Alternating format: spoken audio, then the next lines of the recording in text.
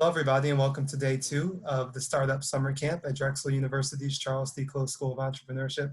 As you know, I'm your host and instructor, Roger Lee, and it is with great pleasure that I introduce to you today our guest speaker, Ms. Krishna Venigalla. And she's a great friend, colleague, and a former student of mine, and I'm just really honored to have her here. So, Ms. Krishna is a senior in the custom design major at Drexel University, focusing on global development and social sustainability. As a child, she moved more than 9 times in her life and during college. She traveled twice to do research as well as study abroad, and she plans to do it more than once. Her international exposure and love for providing tools to young people to grow and better their lives, as well as others in their community, has inspired her to start building a startup platform to do just that. She has continued to pursue her startup all throughout college, but has finally found her way to working on building the MVP this summer. She has leveraged the help of many mentors, friends, and family members to bootstrap her way to where she is now. And she loves to share her story with others. And I know firsthand how inspiring her story is. So without further ado, welcome, Krishna. Hi, everyone. First of all, very nice to meet everyone. I'm so excited to be here to share my story, and hopefully that'll translate into some of your own lives as well and your own entrepreneurial endeavors. So, for me, I would say, to kind of backtrack all the way to when I was first inspired to start something of my own. I never really considered, especially when I was in high school, I never really considered it like, oh, I want to start my own company, or I want to, necessarily, it wasn't about the idea of starting a company or a startup, but it was more about the idea of the purpose, right? It's like, what exactly do I want to do in this world? And I think that was a really big starting point for me, putting aside all of the business related things. So, that's one thing I would definitely say for anyone to think about. If you want to be an entrepreneur, before thinking about how you want to be an entrepreneur, think about what it is exactly that you want to do as your purpose in the world. And it doesn't have to be one thing, it can always change, and those things will change as you grow and develop. But for me, that was for me, it was all about being able to connect people. There's a lot of different platforms, such as social platforms such as Facebook, LinkedIn, etc., that were things that I thought were always very cool. But for me, I was very driven by social impact in the world, the great things that people were doing around the world and how we could connect people to solve those common problems. And that was it was a very vague idea or a vague theme that I would say a lot of different things inspired me to really start thinking about what it is I wanted to do with that idea. And it was a very simple concept, but what was I going to do with that concept moving forward was what I had to think about. And so this was around, I would say, after ninth, 10th grade in high school is when it really started for me. There's a lot of different things that inspired me in my everyday life, and the things that I saw on the news, and all of these little things are where I found my inspiration. And I think that's something I always encourage other people to do. It's not like, some big groundbreaking thing that has to be like, oh, this is, this is exactly what I'm inspired by, and this is the only thing that's like driving my passion. It can be a lot of different things that kind of total up, and it can be a snowball effect, or it can be one singular thing that inspires you. And I think it's okay for any entrepreneur to really accept and understand what exactly their inspiration comes from. So for me, it was, throughout, I've moved a lot in my life. I've experienced a lot of different cultures and people. And, at a point I was like, well, what if we came together? What if people came together to understand each other better? That would solve a lot of different problems in the world. And at that point, at a young age, that was really a vague kind of vision and idea, but it's okay to start with a vague vision or idea. And for me, all these little things, then that snowball effect really added to that. And then I was able to say, okay, what are the different ways that I can execute or solve this problem, really? And it wasn't just one problem, right? It was a lot of different problems. And that's why I was always kind of confused, or kind of, like, what exactly am I going to do with all these different things I want to do? But I realized focus was a really big part of what I needed to do. It's like I needed to be self-aware and focus on what I was going to do next to accomplish or get closer to what I wanted to accomplish. So starting around 10th, 11th grade, I started doing a little bit of my own research. I started trying to get more involved in my own community and how I could execute things in my own community. So I was able to do some things in my local community with working with the commissioner's office and being able to help with hunger and homelessness initiatives in my own district and area. And so those things kind of allowed me to step into some of the social impact areas that I was interested in. And, I was able to kind of, get into what really goes on in the world of, service and social impact. And then from there, I started realizing, well, okay, well, these are issues that are going on. And I realized when we connect people, they can be addressed and solved. And so how can I actually have that be accessible to other people? And then I was thinking, well, I was attending a STEM school at high school at that point. So I was like, well, technology can be a really big part of this. And ultimately, I wanted to start thinking about how I could build a platform.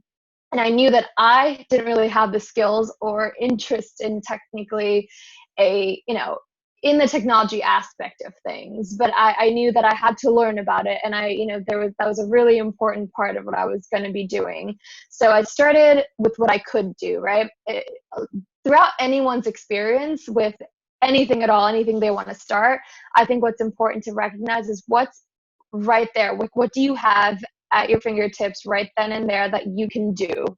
And that's exactly towards when I started freshman year of college. Then I actually ended up getting a scholarship to go abroad and do research as well. So I did that in Zambia and was able to then execute kind of like a pilot run connecting schools from two different areas, provinces within the country of Zambia itself. And that was kind of where a little bit more of my experimental research and things like that started, where I was, very interested in understanding how things would work in the classroom setting, and started getting into education as well. And so then it was about tying all these different things together and figuring out how I could execute them. And for me, getting to the point of understanding that this is exactly what I wanted to build definitely took some time. And for me, it was a process of all these different things, understanding what exactly I was going to build. And before I even started to build it, what can I do that was at my fingertips, which was really this idea of doing everything kind of manually without like a platform or without any advanced thing. It was more of, okay, well, there are students, there are people in this world that want to come together and do things. And how can I do that in the real world? How can I really inspire that based on my own experiences of being a part of different entrepreneurial groups and things like that. So at that point, I was able to, towards, I would say, after around around my second and now in my third, towards the end of my third year, I was like, well, I've done a lot of research, I've done a lot of prep work for this, and finally it is time to learn how I can execute these things.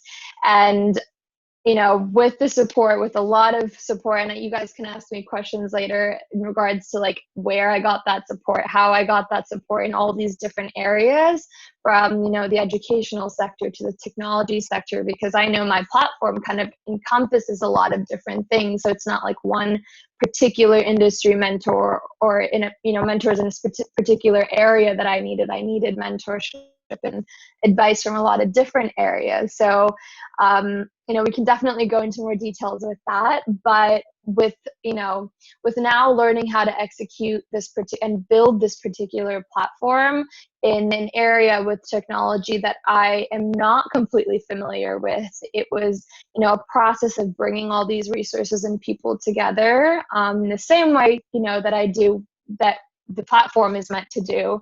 So I kind of had to do that in terms of bootstrapping this, the resources to build this idea. And now I'm at a place where I am learning a lot of different things to put together. For example, writing requirements for an actual building an actual platform, which I have never done. I don't really know what a technical stack, even like the stack looks like, or I don't know the different types of advanced technologies that are available to build certain features of a website or platform. So all of these things were also a learning experience for me, but being open to learning those things, especially in the last few months, has been massively helpful in how I can actually execute things and how I can maybe use the people that I know and utilize their help and resources to bring them onto the team and to get them involved in different ways to then actually work to building a platform. So, so that is a little bit of background about how I started all of this to where I am now in terms of actually executing the idea. But, there's a lot of different areas I would absolutely love to hit in terms of if you guys have questions about, from, as I said, resources earlier, to tackling things that you might not know really well, to, financial things, to learning about, yeah, so there's there's definitely a lot of different areas that I would love to talk more about. And Professor Lee, if there's any specific direction that you'd like me to go, if there's anything that I could clarify, definitely let me know. Sure. Well, thank you for that.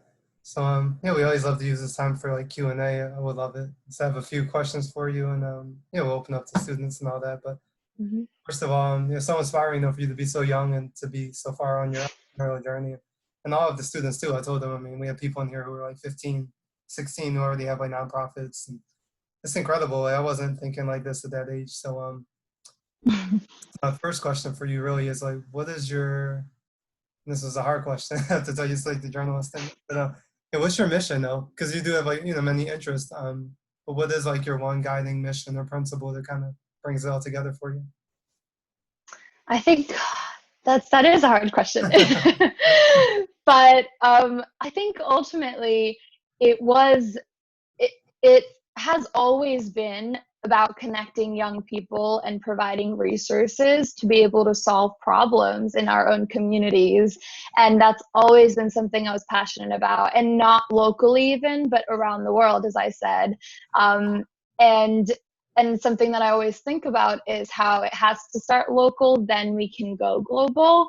And that's always been something I was really inspired by, because I've always had this global vision and this idea for what I wanted to build.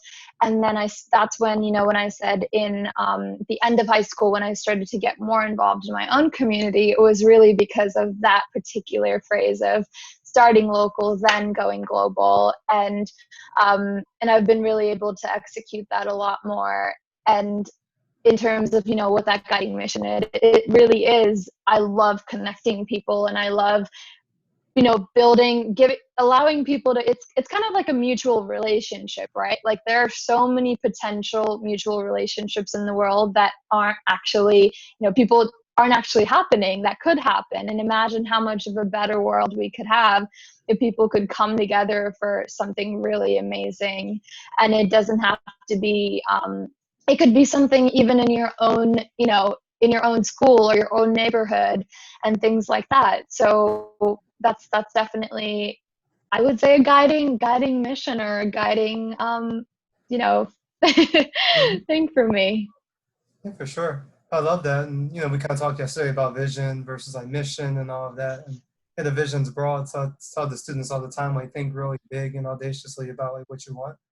How do you see the world being a better place, a different place, and then kind of like shrink it down into something that's digestible. So, it's like what you've done, right? You care about youth and like the world, and then you kind of create adventures around that. So I think is really, really amazing. Absolutely. And also, in in regards to that, I've always wanted to kind of go abroad and try to do things in another part of the world. And I was able to slowly start from my own community, then to, kind of jump around when I was able to travel and do research on my own for the first time in my life. That was a really eye-opening experience because I was able to really solidify on those ideas that, no one in this world really needs help. It's more of being able to support each other rather than one helping the other. Mm. So especially when going to a developing area in the world, I was able to just kind of fully focus on executing things in a way where it wasn't like, okay, so I need to go help these people in this developing area. I never wanted to think of it that way. And so when I went there, it really allowed me to kind of act on that idea of, well, I'm not helping anyone. I'm basically connecting these students in these two provinces so that they can share their experiences and their business ideas so that then they could actually help each other better their own separate villages and communities. So that was the first time I really acted on that, one of those, and when it comes to the mission and the vision, there are, smaller parts of that, right? Like you have your mission and then you have the different parts that like compose that whole that whole mission. So for me that was one of the biggest things about being able to when it comes to connecting people, then how can we transform people's mindsets about how it is about helping each other, and instead of helping, rather supporting each other in their endeavors. Wow. Yeah, so relevant, especially today, right? I feel like, politically and just all over the world, it's like there's an attack on that. So we need those voices to be stronger to say, like, yeah, this is not like a savior thing. It's like we're supporting people, like you said, and Mhm. like providing resources. And honestly, are resources that people should already have. So, like you said, we're not doing something special, quote unquote. Right. We're really just giving people what they need. I think it's, Hmm. yeah. So if you could speak more to your educational venture that you've launched, and the one that kind of got to come and be a part of too. But and kind of let the students know more about that. Yeah, so earlier I was saying that, before you actually build something, if you are focusing on, let's just say, as I said, I wasn't really, I'm not a developer myself. I can't just necessarily go out quickly and build a platform or have all the resources to do that. So I was like, well, I have to first focus on how I can do something within my community or within the schools around me or things like that. So I actually went back to some students in the high school that I went to, and I know that there's a lot of great ideas that people have, but often they're not executed. And the platform that I'm building is to help young people be able to execute those ideas and those project ideas that they have for communities around them or around the world. And with the high school that I know Professor Lee was a guest speaker during one of the sessions I held for those high school students in the high school that I went to. And so they actually were looking at a couple different problems in the county we live in, which is, mental health of young students. They did recognize there were some, suicide related things that were a problem in the schools, in the school district. So they were wondering, what exactly is going on and how can we really, can it be done through workshops? Can we do something peer to peer that can help rather than, one of the things they recognized was a lot of people come for workshops, like older people, and they're like, well, mental health is important, etc. But a big part of it they recognize is like that's not where it should end. Just guest speakers coming and talking about mental health isn't going to actually do anything, and that they were thinking about what they can do peer to peer with workshops and things like that, maybe mentorship from older students and things like that could help them. And they started to think about projects that they could execute on their own. So what we were doing there was basically trying to this part of what I was doing was trying to understand what is the process that people go through when they're looking at problems in their communities, and what kind of resources do students like at this age in high school need when they're looking at solving social problems, and when they're looking at whether it be all the different topics from environmental to mental health to there's just a lot of different problems. That particular I think the particular work I was doing with high school students in person, and at this point virtually, was what we were doing, was really to understand what students wanted. If I were to build this platform, it's important to work closely with the people that are going to be using and benefiting from a platform like this, to be able to execute their ideas in the community. So that's exactly what that whole process was. And as I said, it's really about being close and working hands-on with your idea, and not just saying, okay, I'm going to do this one thing and it's going to solve the entire problem. It's about taking all those little steps, understanding, doing your research, working with the people that are going to be using the product or the thing that you're putting out there. So that's really what that whole process was, and I still want to continue to be able to do that as I build this platform. I love it. And you said something too that really struck me. It's and not trying to solve every problem. And we talked about that yesterday too, so it's really relevant that you brought it up. Yeah, but it's almost like picking a possible solution, because there are many to every problem. So we can't implement every solution at the same time. So it's kind of like picking the one that resonates the most with you. And that's how you have, like, somebody next door is doing like something that's still helping in their own way and all that. So it's Right. you narrowed it down. I love And it. also making it, scalable too.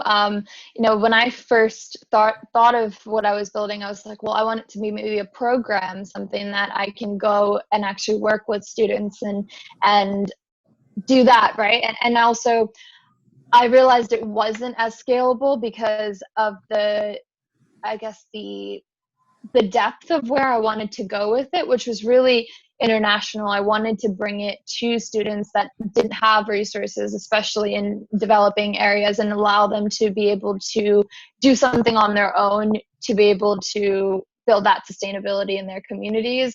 And and I realized, just a program and where people would have to physically go and do things wouldn't be the most scalable thing. So I really had to change that idea. And originally, this wasn't even the full idea that I started with. The idea was actually connecting youth through in different classrooms around the world, to have them, share their ideas and skills and to be able to actually work on something together. And then I realized giving the freedom for individuals and people with ideas to put a project or an idea that they already have out there on this platform was a much more scalable and really, I guess, practical idea.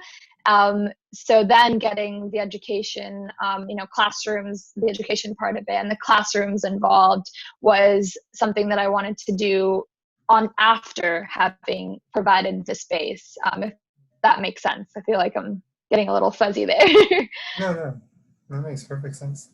Yeah, it's just a process to it all. Like you're saying, you have to actually work with humans, and I make sure the students know that too. Sometimes we want to work, but they're going to have to work with people, whether it's for funding or just people on their team, both. Yeah. I love it. So let's try and think of the best way to ask this question. So as a young entrepreneur, right, because all of you are, what's the biggest piece of advice around work-life balance? Because we talk a lot about that, and different speakers have different opinions on it.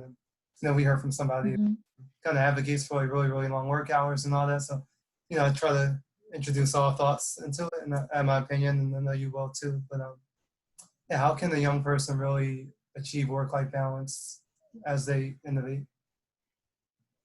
Yeah, and I think this really goes with different parts of your life and different phases.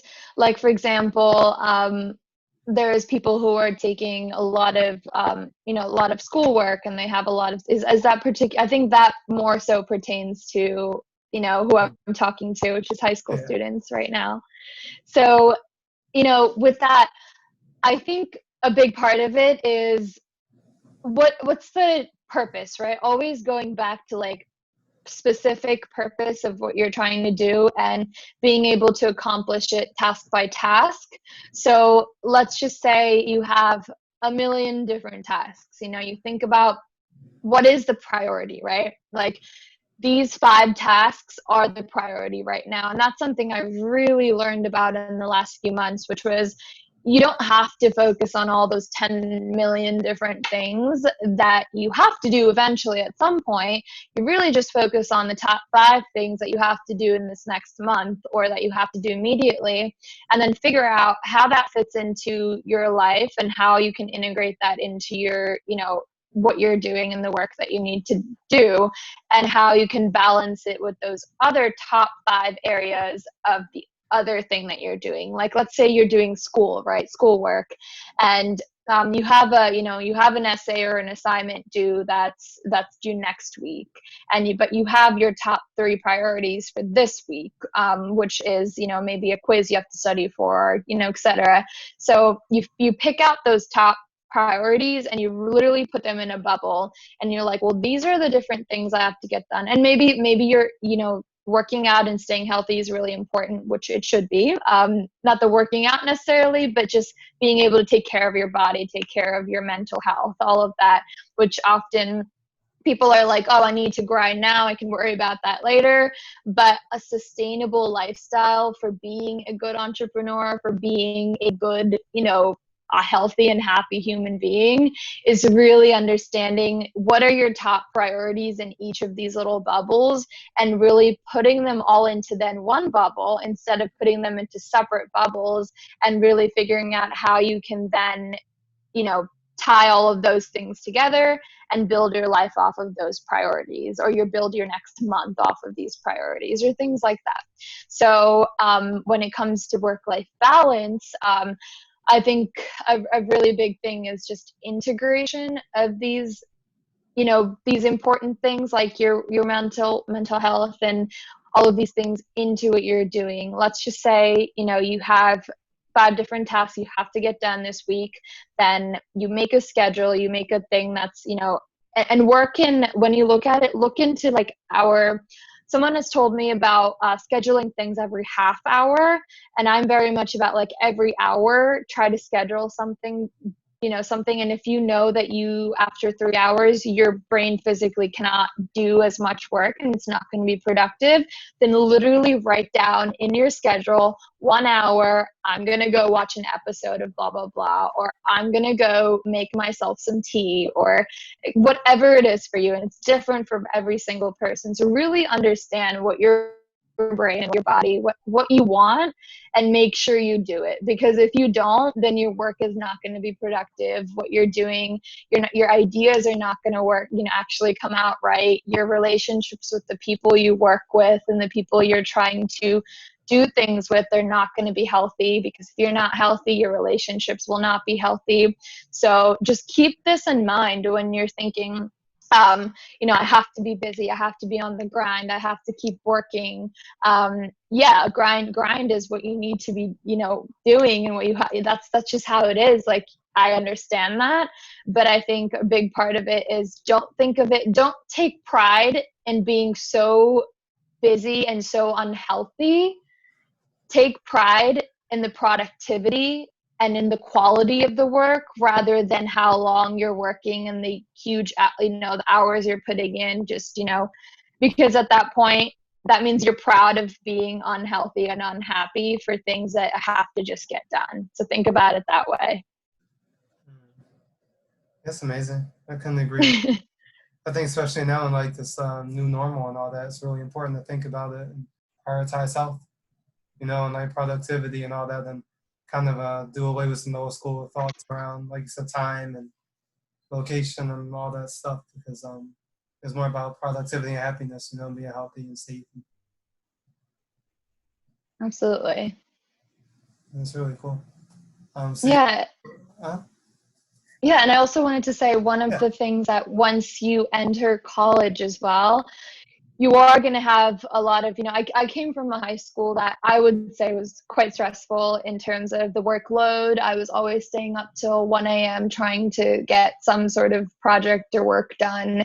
And I always prioritized a lot of things outside, such as, doing my own research on things that I was interested in outside of school, trying to do and execute work or projects outside of school.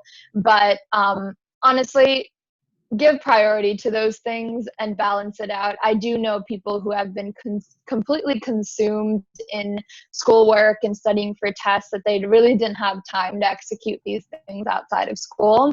And if there's one thing I'm going to say is the things that you will remember and cherish in your real life and in the real world is those things that you do outside of school. So always give priority to your startup or whatever you're working on, your projects, because those will make up your experience, the most important parts of your life in the future. And with school as well, with college moving forward, a lot of people are going to think, okay, well, especially if you're going to school, if you're going to college in a city, it's going to be a really fast environment where people are going to tell you that they're busy all the time. They'll be like, oh my God, I'm so busy. I can't I can't, I don't have time for you. I don't have time for this, to volunteer. I don't have time to do this or that.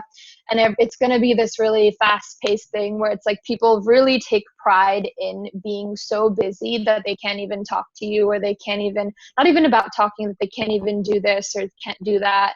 And let's say if you ask them to, maybe it's a startup, right? Maybe they're like, well, maybe you say, I want to find more people in a certain area to join my startup. You'll probably get answers like, I'm so busy, I have no time for that. So I don't think at the beginning, honestly, freshman year, even sophomore year, I would start to think that it was just so, like, how to explain it? It's this idea, especially in a city, where being so busy and hectic and occupied in your head and your life is the most impressive and, cool thing to be.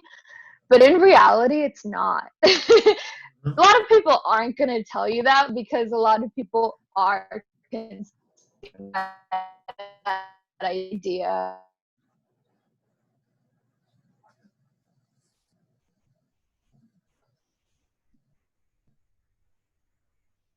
Hey, Krishna, you there?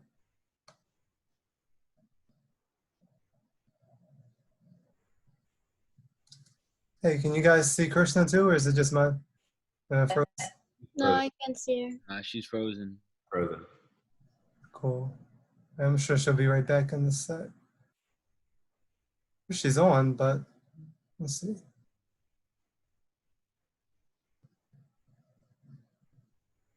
We have to get her back on. She's speaking some amazing truth to you guys.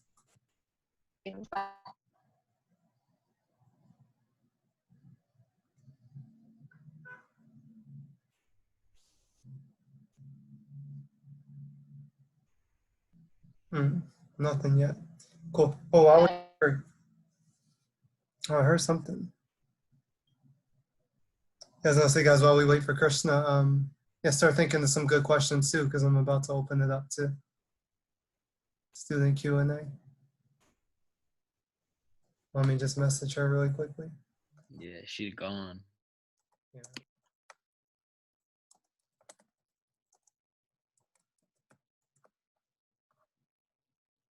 Well, so I just let her know that it froze, so I'm sure she'll be back in a moment. But yeah, see if you could jot down a few questions for her. Yeah, I had Krishna in one of my classes at the close school, so amazing like seeing her now and doing guest speaking, and she's a teacher and she runs a startup for high school students like you, so think of some good stuff.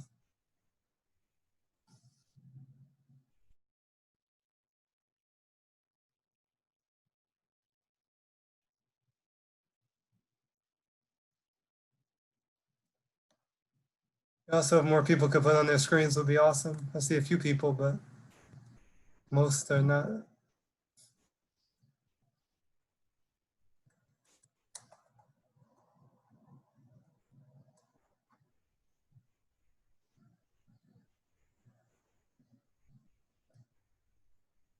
Oh, that's okay, Anthony.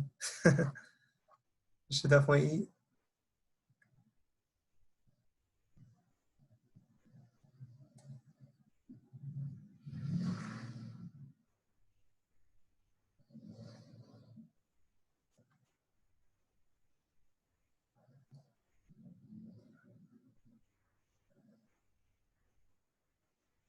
Cool. So I think she's still working on it. And so we'll give another minute or so. But again, when she comes back, we'll try to open up the floor for Q&A from you guys.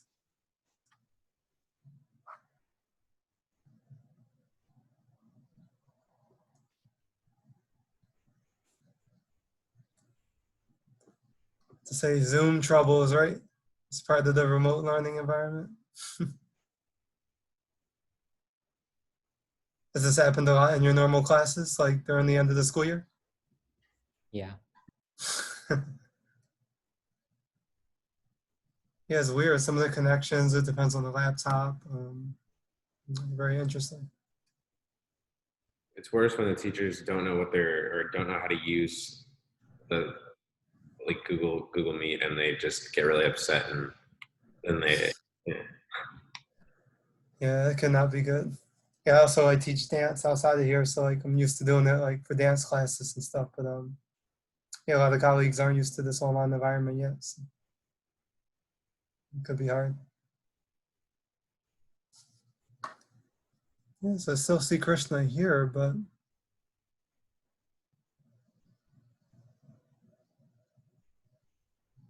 let me check my email really quickly. Her laptop could have died or something, so. Something went down, right?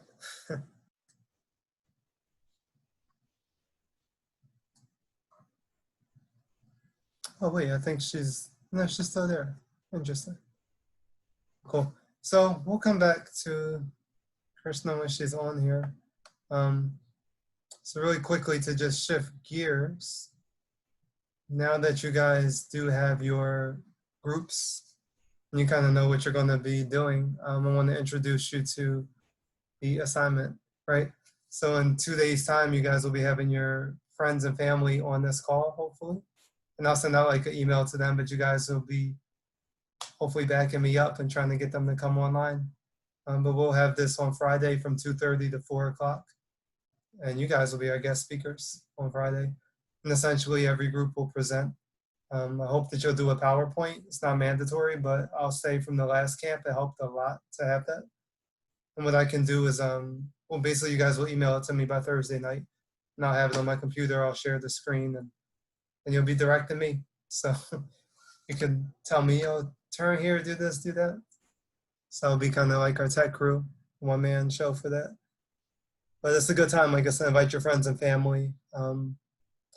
Maybe invite them like the day before, right? Or you can invite them whenever you want, but just don't let them put the passwords and stuff on social media, because we don't want anybody in here who's not supposed to be here. So you can share it, but again, don't just blast it online and say, oh, this is the room and the password and all that. Because then my colleague's gonna have to boot them out, and we don't want that. Yes, Henry? should we download PowerPoint if we don't have it already? Actually, good question. So you could use Google Slides, might be easier. All right, that's what I was wondering. Yeah, because that way you could just send me the link, and it's easy for me to. Cool. Yeah, so that's what we're going to do Friday. It's going to be really fun. Some things that I would like in your presentation.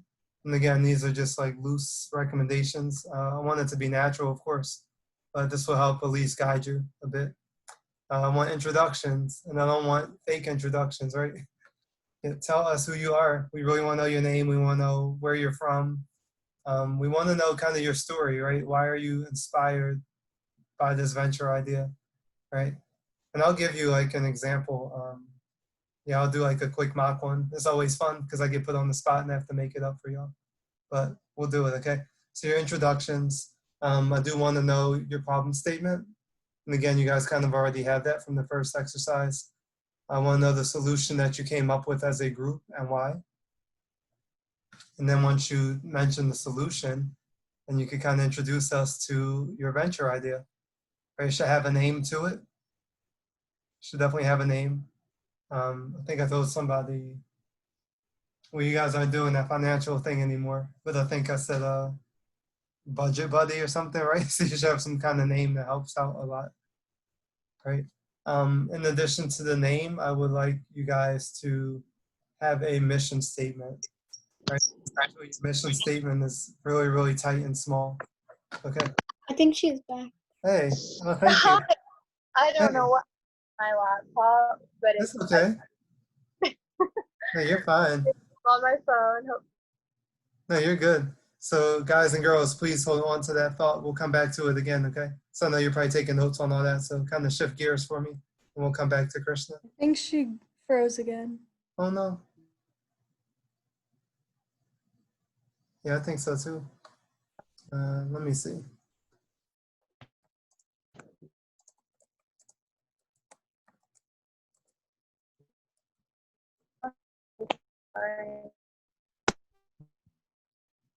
It's the internet. Yeah, she got signed up because it won't even let me message her, but cool, that's okay. So sorry for all the flip-flop. So we'll go back again. So after you guys have the name and everything, I want to know your mission statement. What are you about as a venture? It doesn't have to be too detailed, but right, Disney, happiest place on earth, right? That's kind of their mission, to create experiences. So again, like just kind of get to the heart of what you do and why, right? After you do that, you guys are going to move into your target audience profile, and you're just going to talk about who the target audience is. After that, we want you to go into your operations, which is really fun. So again, this is kind of everything that you did for the ideation exercise in a nutshell. So you guys are kind of talking about, again, how are you going to monetize? How are you going to promote to your target audience? How are you going to make a profit from it? Cool. Also, somewhere in there, and maybe more so in the introduction and when you like introduce the mission and stuff, I would love for you to explain why you chose the structure that you chose. So why are you a for-profit or a nonprofit versus the other? Okay, you don't have to get too deep about it, but just enough. And after that, you guys will essentially just have Q&A time. So once you talk about profitability and all that, you will do a Q&A, and I'll ask you a lot of questions. The audience will ask you some things. So, you know, I just need you to be prepared to answer as a group. Now, it's a lot, but again, we have like 2 days to do that. So what we'll be doing is working as teams tomorrow and on Thursday. And I'm really, really big on like presentations. I've been like in the news and media like 50 or 60 times. So I'm really trying to get you guys ready to interview eventually, right? Today's going to be cool. I'm going to be like drilling some questions at you rapid fire. It's going to be a good time. Hi, I'm back again. Hey, there you go. You're working. Cool. Guys, hold on to those notes again. We'll come back to that stuff tomorrow. Okay. But yeah, we'd love to jump right back in with Krishna. We're Sorry. good. No, you're good. No, we're learning some good stuff here. So I would love to open up the floor actually to some students for some questions.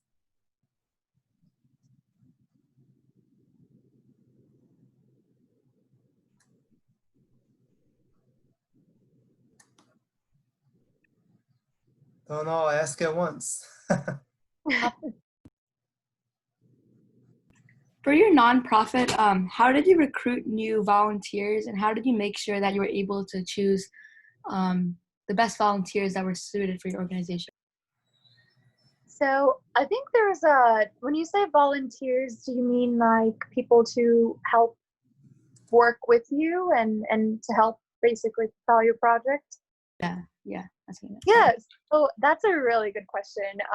Oftentimes it's a question I had to ask other people too, because I think a big part of it is really, for me, a big part of it was always just pushing and helping people understand the vision. Even more than the mission, the vision, right? Once people start believing that you are truly passionate about what you're talking about and what you're doing, people are going to be like, well, my time is going to be worth investing into this project or this idea. So when I was going to say sound passionate, but if you're passionate enough, you don't have to sound passionate. You just basically explain what you're passionate about. So that's kind of how I started getting people to be involved. But then that's also different than having people actively be involved, right? Like you have people that are like, oh, that sounds super interesting. I want to join. I want to be a part of it. And then, you know, a lot of them aren't actually going to do much about it, right? So for me, it was, you know, at first I was really about attracting mentors that way, where I was able to basically say, how to explain it. So it's like, this is my vision, this is what I want to do, and now this is what I need help with executing. And that is the mission, right? What you're trying to execute is really your mission. And so when you go out there, it's like, that's how I got a lot of my mentors to be interested and actually help me out. And I honestly, there's a lot of things that I learned from them, and I was able to get to from their help. But then in terms of the people that are going to actually help you actively create the project or do something, then that you're going to have to start breaking up into specific tasks and what you need, right? You can't just say, I need people to be a part of this, so like come join and be a part of it, because then people don't have a direction, they don't have a purpose. And once they start feeling like they don't have a purpose, they're going to want to dip. So you need to figure out, okay, well, this is what I'm doing, what I need to do. These are the immediate tasks. And for this task, I need someone who's maybe good at marketing. For this particular thing, I need someone who's good at, you know, building maybe a technical platform, and like someone who's good at development and things like that. So like figure out what you need. Honestly, before you want to get people in, I'll be honest, I definitely made this mistake already. So I'm telling you from my experience that it's not about how many people you can get on board. Eventually, when you grow and when you become something bigger, then the more, you know, you have more people and you have more room for where people need to do work, right? When someone is applying for a job, they're applying for a specific thing that the company needs, right? They're not just saying, oh, I want to join that company just for the heck of it. So think about it that way. Think about what you need as the manager, as the, you know, the entrepreneur, the developer, the person who is creating this, you know, this idea. You have to know what you need, and that's how you pull people onto your thing. You have to recognize their talents and really leverage those so that both of you are mutually benefiting. So building those mutual relationships is a really big thing too. Understanding, you know, always ask the question, how is the other person being benefited? Honestly, that will answer a lot of different things, because when you go in and talking to someone, you're like, well, I think you're really good at marketing, and I would, you know, your expertise and your things here would really help market this project and get more users on board, or whatever it is, the context of your particular idea. And you tell them what you need, and you tell them what you can give to them and how they're going to benefit. That's how you get people on board. I thank you. That was amazing. Thank you. Thank you. Great question.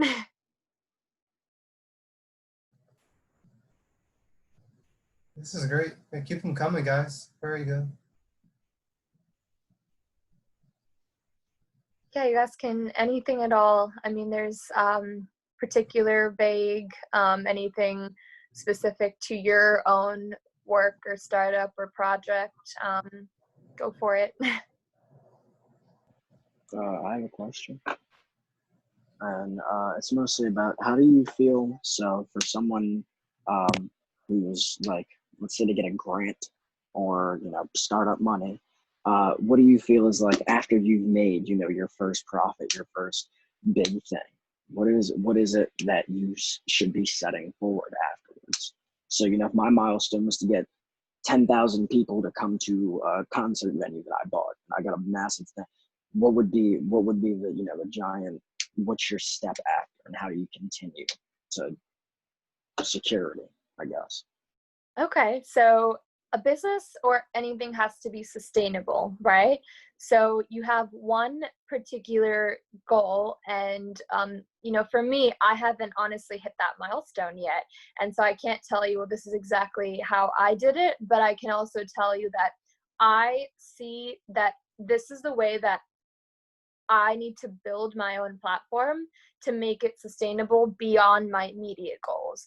So what I would recommend for that is creating a plan, like a 1-year plan, a 2-year plan, a 3-year plan, and a 4-year plan, and beyond that too if you can, but really focus on those first few years of what you're doing. And a lot, some of my mentors have told me this too, is this is how you really figure out how to make your product sustainable in the long run. It isn't just about you getting 10,000 users or 10,000 people to use your product, or even 5,000. Just like, it's not about the immediate thing, because that doesn't let your product or your idea keep going. So you have to understand, okay, in maybe 3 years, these things are going to change, right? My users or my people might feel a different way about this. Let's just say, LinkedIn, right? So LinkedIn is an example of where there are users coming on it to make professional connections, and those professional connections are they're basically connecting, and they're messaging and they're talking. So what goes beyond that, right? Like they connect, but how can it help the user do more than just connect? So then LinkedIn came up with a way of being able to message and actually buy, you can buy these little things where you can actually message people you don't know. And if they don't accept your friend request, you can buy something to actually be able to, so think about it from like the user perspective, or whoever is using your product or idea. What do you think they'd want after they've done the immediate goal of what you're already offering, right? What do you think they'll want in a few years? And then start figuring out how that ties into your financial, feasibility, how that ties into what you want. Like, what do you envision for your product or your idea in 5 years? Does it all kind of align? And if it doesn't, how can you fix that? Okay. And one of the biggest things is also innovation. A lot of people forget that problems come when you least expect them. And that's why during COVID, you have a lot of businesses who are failing because they were, when I say not sustainable, they were kind of borderline at a point where we had this particular period of time and they weren't prepared. So by not being prepared, they lost a lot, all their main business, and they're either going bankrupt or whatever it is, and they're not able to be sustainable. And so you have to figure out when problems like that come. Imagine if something happened to all of your immediate user base, do you have backups? Do you have a second set of users, like a big pool that you can then completely change your marketing plan to then attract those second set of users? So always having these backups in mind is a really big thing to think about what happens after your immediate milestone or success. Thank you. What was that? Thank you. You're welcome.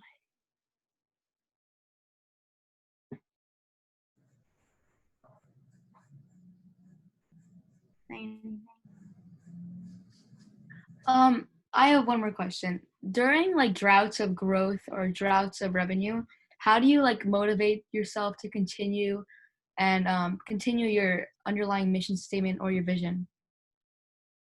So that's a good question. I mean, we were just talking about a lot of businesses not doing well during this particular time, and there's going to be a lot of times like this. Like, to be honest, like that's what a business is about. Like, you have to be able to change, adapt, and innovate. And even some of the biggest businesses you see right now, honestly, they're not as innovative as you think they are. And a big part of it is making this innovative culture be a part, and this is actually something I learned from one of my classes, believe it or not. It is about integrating this innovative and change culture into the people that you're working with and the people that are a part of your company. So you asked about basically when there's financial droughts or problems, like at a particular time, how do you keep going? Well, it's really about how can you innovate and change things to fit still that that vision and what you're working towards. And maybe that even means changing a little bit of your mission. And this might sound crazy, but it really isn't that crazy. You know, if you are trying to, I was telling you about my particular vision for my startup, and I said, well, this is the mission that I found that would best suit that vision. But then honestly, maybe in 10 years, that mission might actually transform, and that's okay. I think flexibility and understanding that is a part of innovative culture in a company, and you have to understand that. And you know, it's your baby, and it's like it's something you're so close to that it hurts to pull apart from it. But you have to understand that being an entrepreneur means making those tough decisions. But something that a lot of big companies, especially big companies, struggle with is not being able to adapt. And even if they change their mission, it's not the company heads that have to be the ones that change. It's all the employees that are under. So with, you know, if you have a small startup or something, then it's not just you saying, okay, well, this is it. We're going to switch the mission and we're going to change everything up. You have to make sure your employees or your work, like whoever you're working with, they're able to mentally and physically do that. And that doesn't just come with, you know, just a snap of your finger. It comes with integration into the culture of your company from the beginning, and being able to have people on it that are, and training your people to feel that, okay, well, when this comes, we're going to change, and it's okay to change, and being able to adapt to those new things. So that's my little piece of advice for that. Thank you so much. Yeah, you're welcome. If there's anything else, you're free to ask. Don't be afraid to ask. Yeah,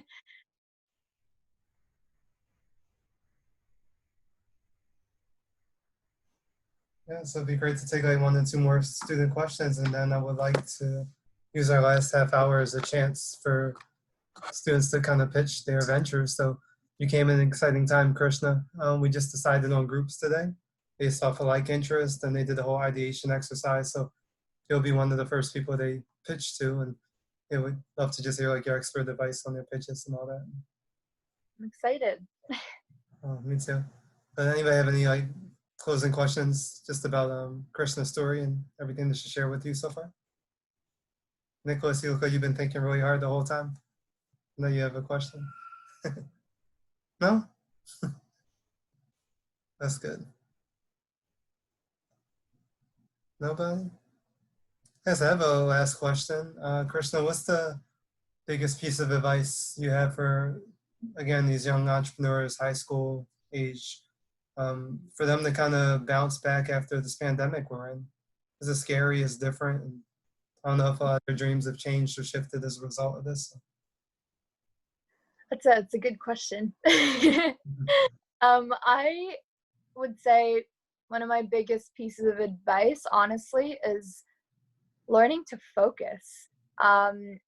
It's and obviously a lot of people are also going to say, or earlier what I with what I said was about innovation and change, which yes is a really big part of it. But when you make that when you make that change, or when you're being when you have a new idea, whatever it is, focus on it.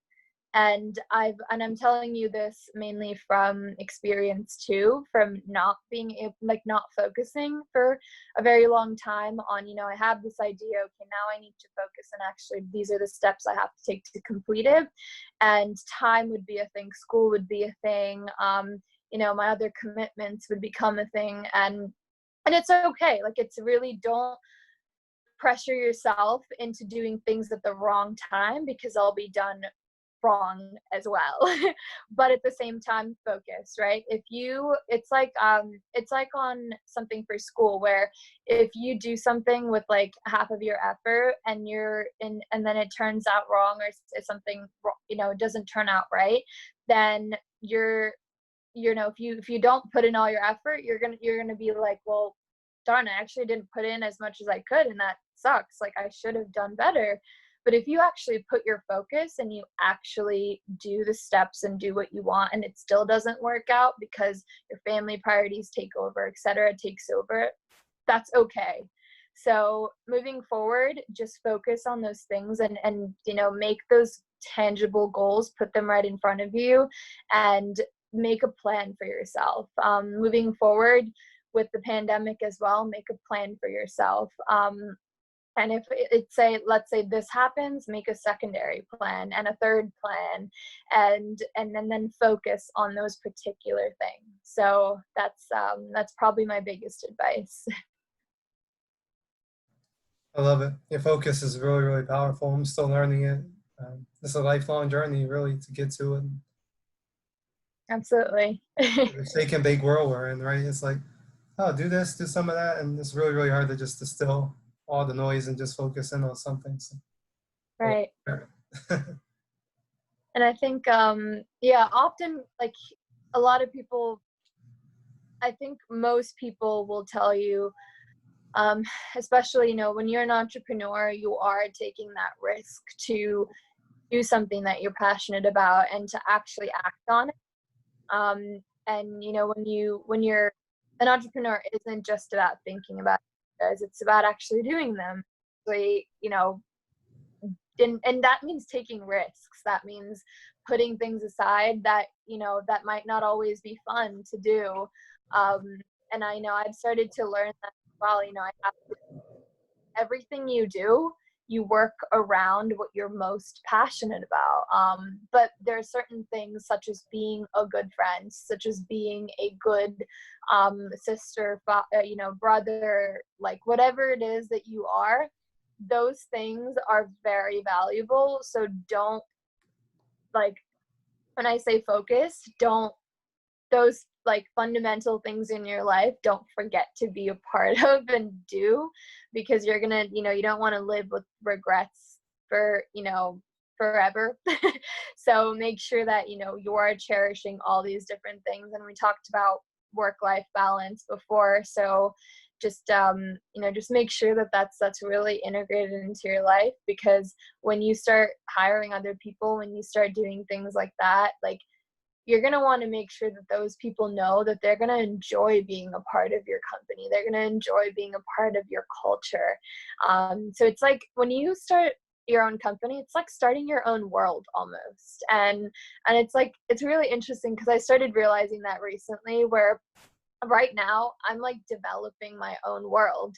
And when I start hiring people officially, like right now I'm at a point where I have all these people that I'm working with, but it's not like any of us are like hired or getting officially paid, because it is, really bootstrapping everything. So that point is going to come, and I want someone to look at this company and this world and be like, I want to be a part of that world, and I want to be I want to do something because I care about that world, right? It's like the environment. It's like, when you do something, when you're not littering, it's because you care about the world and you care about the environment. So the same way, when you get people to come onto your world and come onto your particular company, it's really keeping that in mind. Like, you're literally, as an entrepreneur, building a world. Never thought of it like that, but it's true, right? Because we just think of these companies as like our babies or our creations, but really it is a world, and you're taking care of people with their own visions and their own needs and wants. Exactly. No pressure, right? Yeah, like you said, you start hiring people and they need certain things. And yeah, it becomes a lot of responsibility very quickly. Oh, I love it. Cool. No more questions for Krishna? Going once, going twice. Awesome. So like I said, we'd love to use our last like 20 minutes together for each group to get a chance to do their elevator pitch. Again, your 30-second synopsis, and then you'll get some really, really expert feedback from Krishna.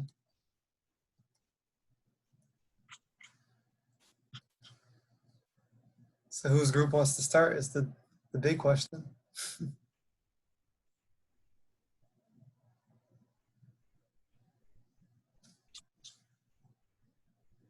It's always the tough question.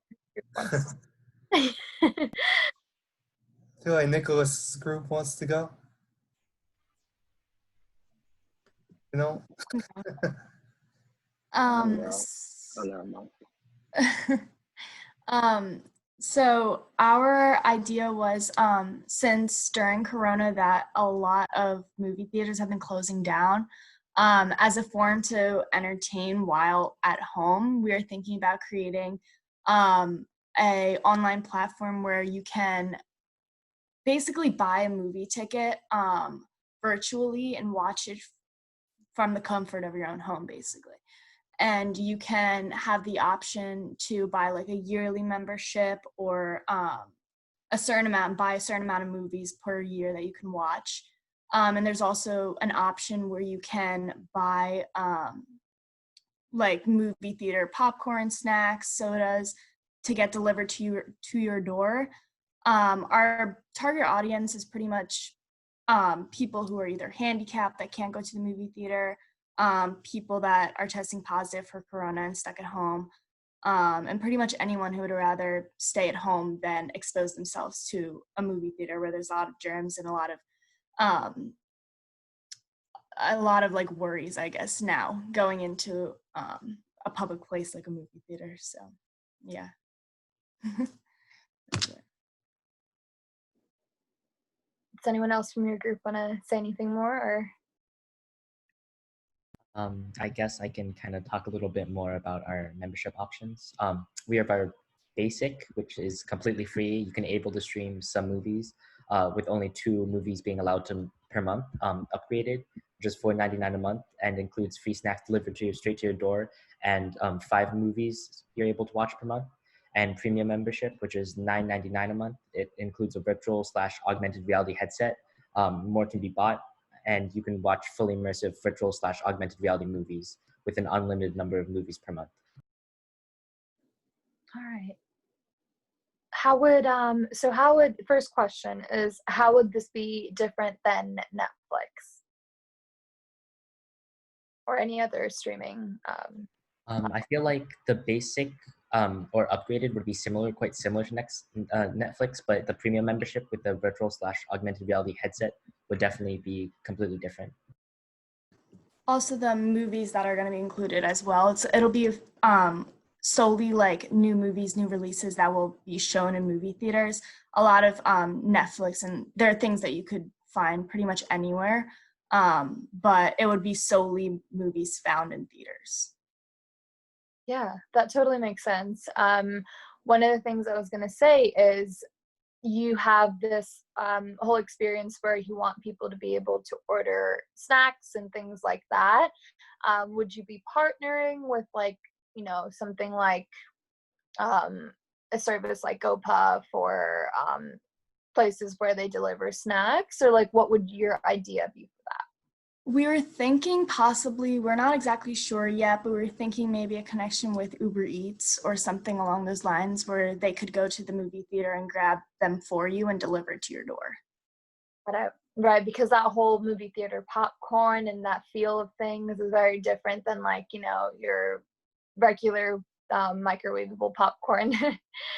So yeah, and I was gonna say, in terms of just like feedback on the overall thing, one of the things that you want to do is make it easy for people with this whole experience. It's like you want people to like feel, okay, well, they're like, I want to go watch a movie or I want to watch something that's playing right now, and they should be able to do that within minutes type of thing. So another thing I was trying to think about was also this whole concept of delivering them an experience all in one type of thing, right? And so if you were to deliver that, think about what so there's this thing where I know it's almost like I think it was like, I don't know what exactly it's called, but it basically gives you a kit, and it's like it gets delivered, and it's like an experience in a box, or like a it gives you an opportunity to do something and create something, and it gives you a box it gives you all the components of it. So maybe if you guys almost had something like that, where, I mean, this is just completely an idea to kind of put all those things together and give them the experience. Maybe it's like the movie ticket and the popcorn, or everything's kind of in there, and they're able to like it's like an experience in a box, and they kind of activate it and they do whatever they want with it. And I don't know, just kind of throwing it out there. Yeah, that sounds really cool. I would definitely think about that. Thank you. Yeah. And it's definitely a great idea, because I'm thinking about it and I'm like, I miss the movies. Like, I want to be able to just like be able to go to the movies when I feel like it, and the whole theater experience. Maybe even think about like having, when I say like in the box thing, maybe a projector, right? Like maybe like a mini cheap projector or something, and put it into the box, and allow them to do, like, think about things like that where they can really get the experience right at their fingertips.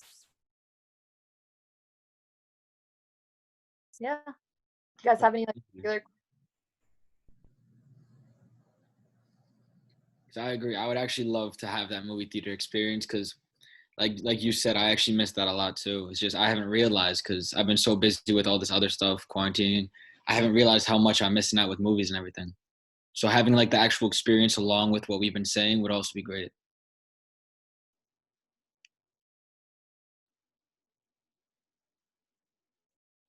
Yeah, so go off of just what Tommy was saying, like, how can you really bring that whole experience, right? Then people just feeling like they're just watching a regular, just like any regular TV show or Netflix at home. How can you bring that whole experience to them? So start thinking about that as a question. And I just threw out some ideas or what goes in my head, but obviously you guys think of what you can do.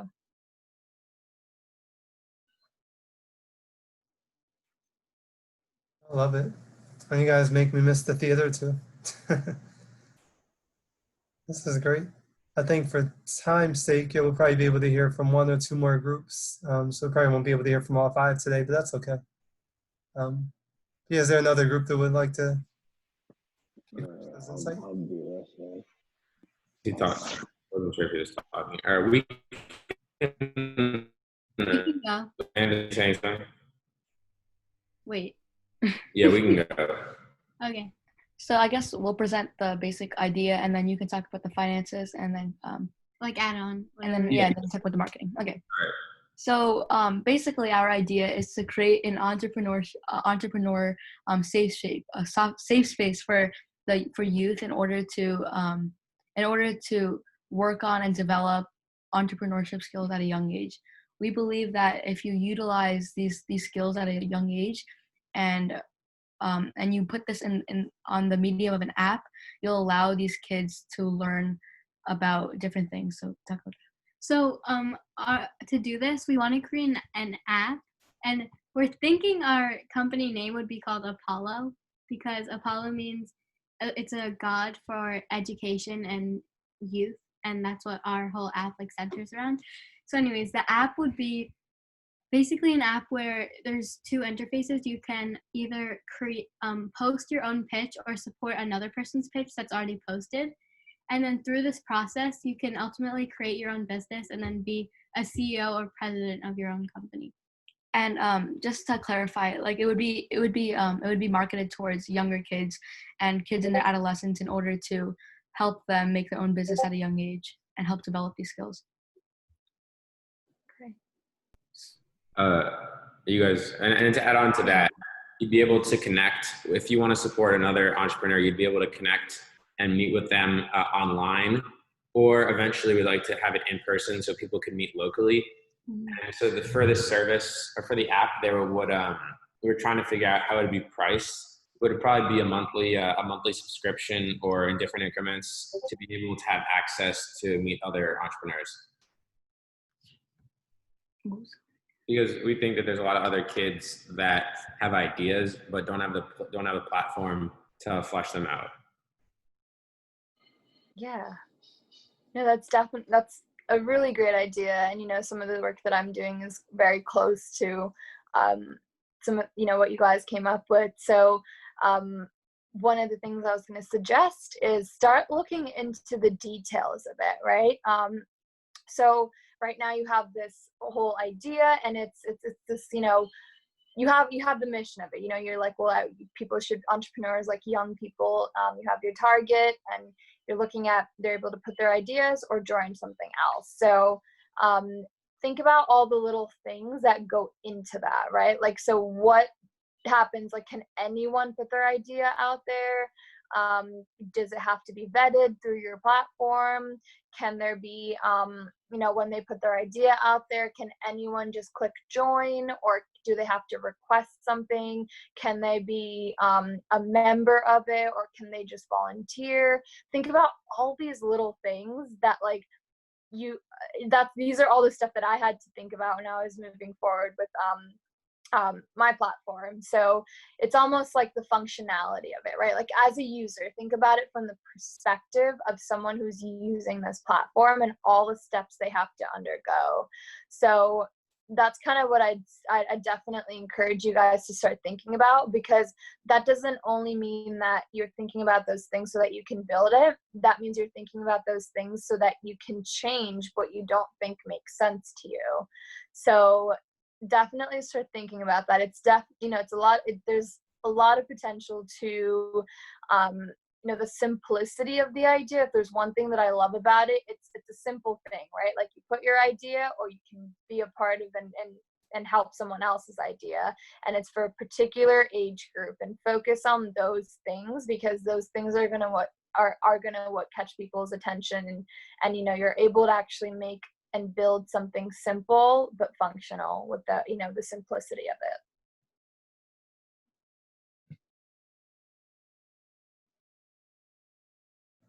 So I know you had said that like how it would work specifically in terms of what options and features in terms of what options or features would be available. But do you have any more specific questions or concern?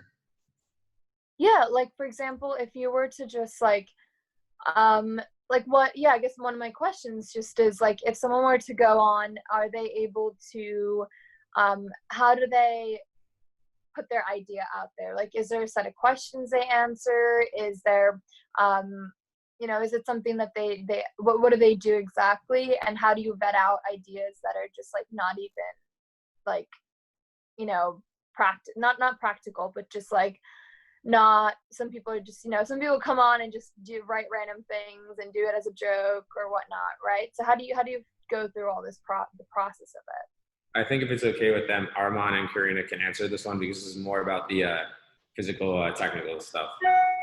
You guys want to take? I can take it if you don't. Oh, so I guess we can elaborate.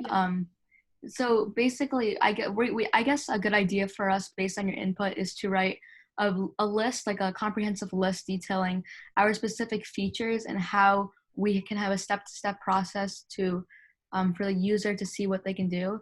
Because like you said, it's important for us to have a proper and specific idea before morphing it into a real app. So our hope by maybe this week is to have a very simple app, because my sister is going to do the basic design and I'll do the coding.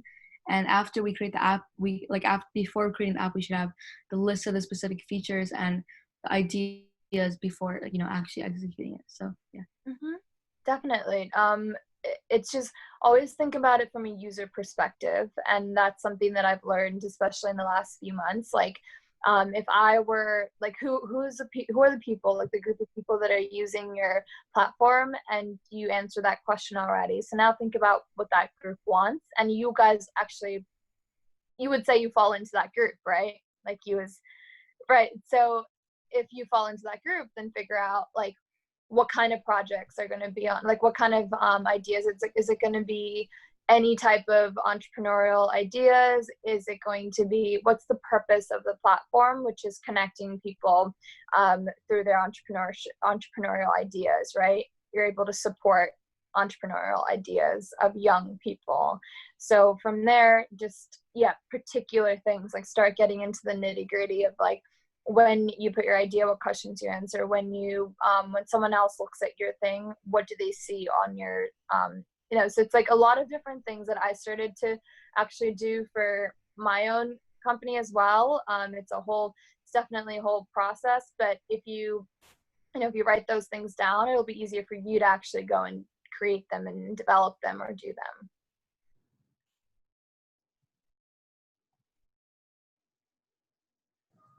This is awesome. I'm learning a lot. Just, yeah, I love it. Well, and I think we have time for one more, guys. So who would like to close out today? Oh, and one more thing I was going to say is if you look up, I'm sure Professor Lee might have some resources too, a user story, how you can write a user story, which is more, it's a technical platform kind of thing, but just like even type it in on the internet, and you can just type story and you'll see examples of user stories other people did for their own platforms, and see if you can follow something like that. Hmm. Yeah, if you could drop that in the chat, actually, would be really good for them, I think. This is called User Story? Yeah, a user story. Nice. That's something the people who are building their platform, and how I started working on creating like what exactly my user wants for my particular platform, and you could do the same. That's so cool. Yeah, it's all about user experience now. And we told them, like, gone are the days where, like, you build it and they come. You got to have people involved from the beginnings. Yeah. All right. And also, yeah, so that whoever has the next idea, you guys are ready. They've only been in camp for 2 days. This is amazing. You know, they're in high school. And I think Yeah. their thinking is incredible. Yeah, you could close this out today. Yeah. So basically, me and my other compatriots, we built off of, I think, Emil's idea about basically you take a way to compost excess groceries and excess food within the house, and reutilize it. And so we, as a group, collectively formed that if you make it in a way both recreational for outdoor and indoor use, almost like a garbage shredder kind of thing with, you know, adaptable blades or whatever for things, and almost a trash can system. You can make it easy to use, kind of easy to clean, reusable technically in solar energy, and you could also instantly, if you like were able to inspire, you know, you could not only just politically, you can inspire just a movement within the people's households of families understanding what their intake is and what their output is at the simplest level. So could you explain that last part again with like what happens to that extra food and waste, like with the shredding? So what you do is that you it's to compost it. So after shredding it down to a really, really, you know, excessively small level, there's a way for you to utilize it. And what it would teach is hopefully it would instantly take off in people who have small gardens and things like that, because the bacteria from old food and stuff, you might have old bananas that go to waste, you don't want to just throw them away. So what you can do is you can reutilize a lot of the even decayed nutrients within whatever, you know, source you're using. And so what it does is in a subconscious way, you kind of start to realize more of what you're throwing in the trash can, because you now see that the trash can is having a function. It shreds something. It does a function for you. So with that, you would, if done right, hopefully, it would be more of a conscious effort for the understanding of like people to really start getting into planting and gardening and trying to support local farmers. Because at the end of the day, if you really think about it, all we're told is GMOs are the way to go and that they're going to save the world. But I bet 99% of the world doesn't realize that the only reason they were invented is because they can withstand not being in the sun. And if you can withstand not being in the sun, which is already happening, you're monopolizing the entire world's food supply. And this is an easy, like super easy way to get that message subconsciously into people's heads without them thinking it's a giant, you know, a takedown of industry. But it has to be. Because at the end of the day, there are companies that are trying to literally take from small farmers and all the people that you don't see. And what they're doing is using compost. They're just using natural things. And I'm saying we can find a way to reutilize a lot of what we're using, and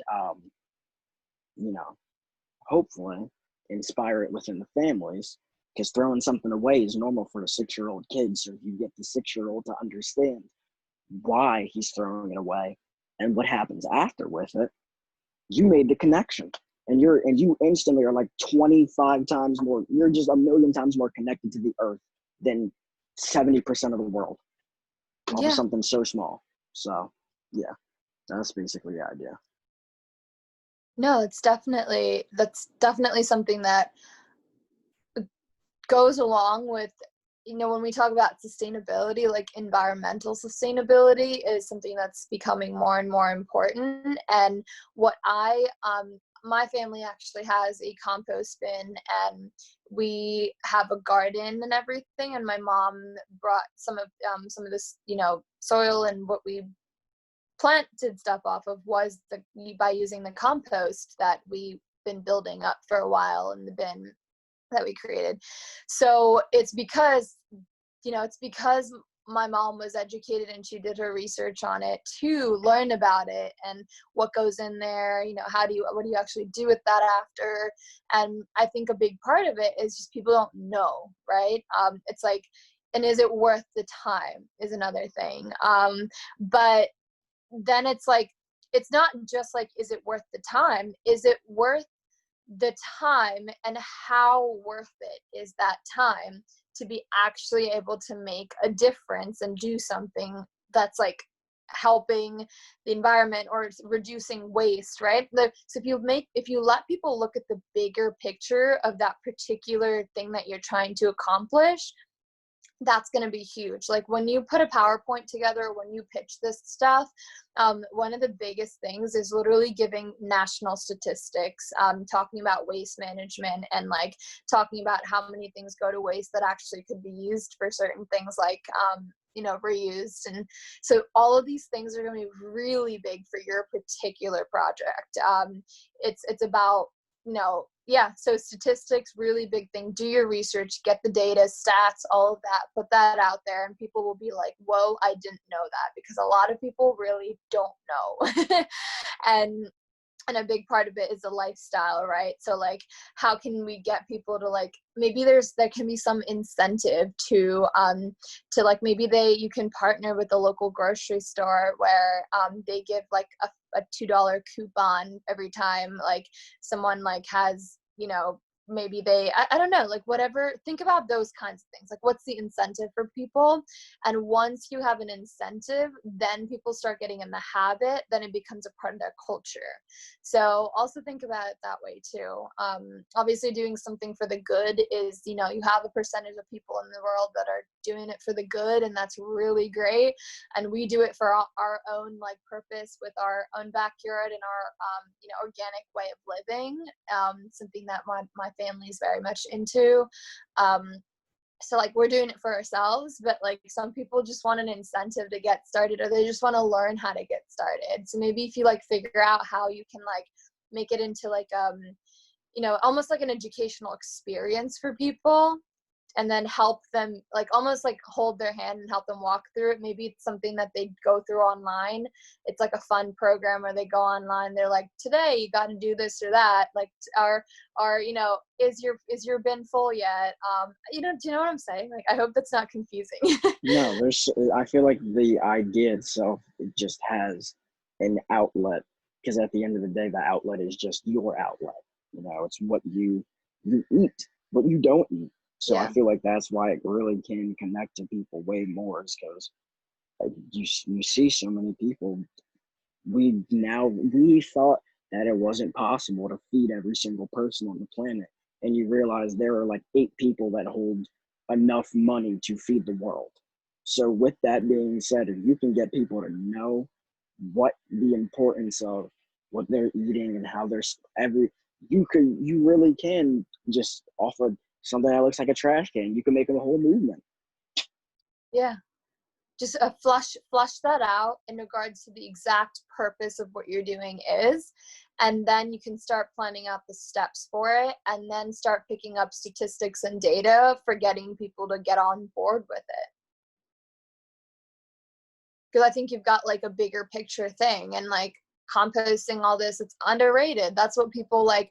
I actually went to Costa Rica, and I studied abroad there, and we actually spent a whole a whole couple days.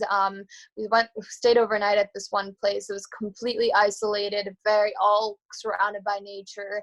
And what they did was, in order to, for everything that they produced, they actually recycled all the food, all the extra stuff, and they composted, and that's how they built their plants. And I mean, not built, that's how they planted things and like grew all their food and vegetables and things like that, which was like, it's like, it shouldn't be mind blowing, but it is to some people. It's like, wow, it's crazy that like you did this yourself. And like, we did like a whole, like, started the same thing that I did in Costa Rica when we were like mixing all these different things for the soil that we needed to build, to plant what we were planting. To some people it's like unheard of almost. They're like, oh, it exists, but I have no idea what that really means or what I have to do. So it's like, I think a big part of it is just like awareness and education. So like, if there's a way you can really put all those different parts together and like come up with a way to inspire people, that would be really amazing. Yeah, thank you for sharing. Thank you. I love it. Yeah, such a diverse group, and there's like 2 more that you haven't heard from, but yeah, it just kind of covers the gamut. I think I hope that you could join us on Friday, Krishna. Of course, I'll invite you, and if you can't make it, I'll send you a video too. But it's going to be good. I think we have like a really diverse group that are just covering the gamuts. Absolutely. No, it was amazing hearing all of your ideas, and super exciting. I know that, if there's one thing I'm going to say, it's that like people are going to tell you, you're so young, like, why are you worrying about these things? Focus on, your SAT scores or your schoolwork, or, there's other things you should be focusing on, or just simply don't worry too much. Like, just go with the flow. Honestly, don't let anyone tell you that. Like, if you have an idea, if you want to do stuff right now, if you're whatever age you are never too young. And some people are going to be telling you, oh, like, you're so motivated for your age, or like it's a thing I've always heard, right? Like, when I was younger, like, I always tell people about my ideas since when I was a freshman in high school, and people would be like, whoa, like, okay. and they'd be like, you're so young, like, you got time or whatever. And it's like, no, like, it's not that you have time. Like, and that being said, like, don't put pressure on yourself to just do things and like just do things immediately. Take the time to do your research, your work, and like take the time to really build out your ideas, but never let anyone tell you that you're too young to do something. You will have mentors, you will have resources out there with people that are willing to help, and you don't even know it. You don't even know all of them yet. So know that those people exist, and keep building out your idea. Every single thing, if you keep focusing, that focus part of what I said, and if you start narrowing things down with the right mentorship and all of that too, you can flush your idea out and you can actually make something happen. And don't think that what you do right now is going to be the thing that you have to do or you have to stick to for the rest of your life, because that's not true either. Like, if you do something and then in 2 years or 1 year from now you're like, like, I kind of want to change the mission, I kind of want to change what I'm doing with this because I don't think this is going to be as successful, or I don't like it as much, that's okay. Just do it. I love it. Well, yeah. join me in thanking Krishna. This was like amazing today. Thank you, guys. Thank you so much for sharing your ideas. My whole thing about everything. I love it. I'm so proud of you and where you are and where you come from. And yeah, it's amazing. So yeah, it's just the beginning, but no, we really thank you a lot, and yeah, just inspired to see. Thank you.